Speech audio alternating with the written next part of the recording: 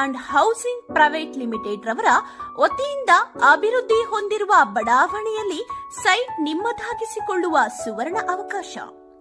ಚಿಕ್ಕಬಳ್ಳಾಪುರ ಜಿಲ್ಲೆಯ ಚಿಂತಾಮಣಿ ನಗರಕ್ಕೆ ಹೊಂದಿಕೊಂಡಿರುವ ಎಪಿಎಂಸಿ ಮಾರುಕಟ್ಟೆಯಿಂದ ಊಲವಾಡಿ ರಸ್ತೆಯ ಶೌರ್ಯ ಶಾಲೆಯ ಪಕ್ಕದಲ್ಲಿ ಕೇಂದ್ರೀಕೃತಗೊಂಡಿದ್ದು ಡಿಸಿ ಕನ್ವೆನ್ಷನ್ ಹಾಗೂ ನಗರ ಮತ್ತು ಗ್ರಾಮಾಂತರ ಯೋಜನೆ ಇಲಾಖೆಯಿಂದ ಅನುಮೋದಿತಗೊಂಡಿದ್ದು ಪ್ರತಿ ನಿವೇಶನವೂ ಈ ಖಾತೆ ಹೊಂದಿರುತ್ತದೆ.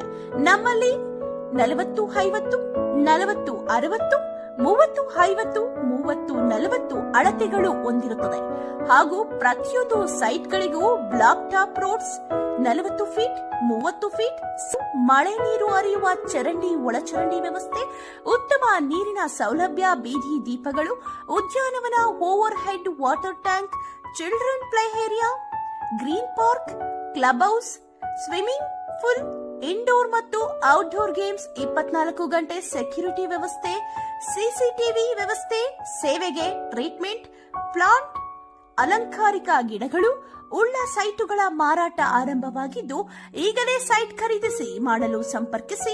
ಜಗದೀಶ್ ಮೊಬೈಲ್ ಸಂಖ್ಯೆ 9844219259.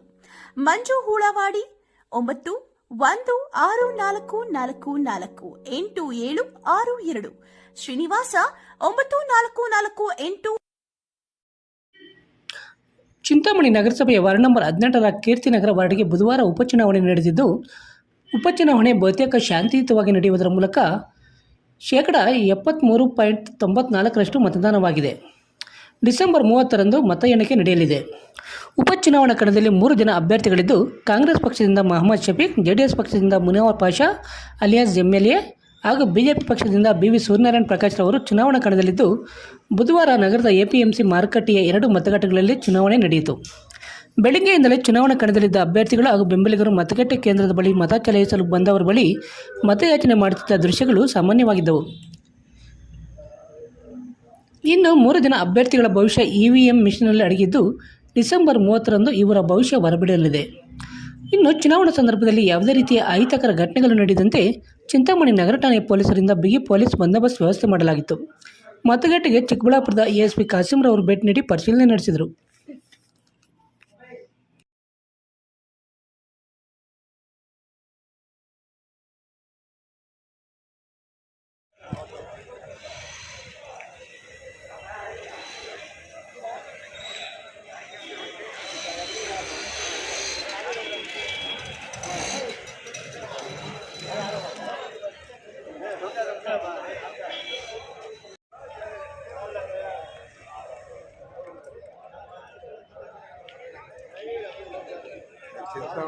జనాలు పూర్తిగా ఉండరు.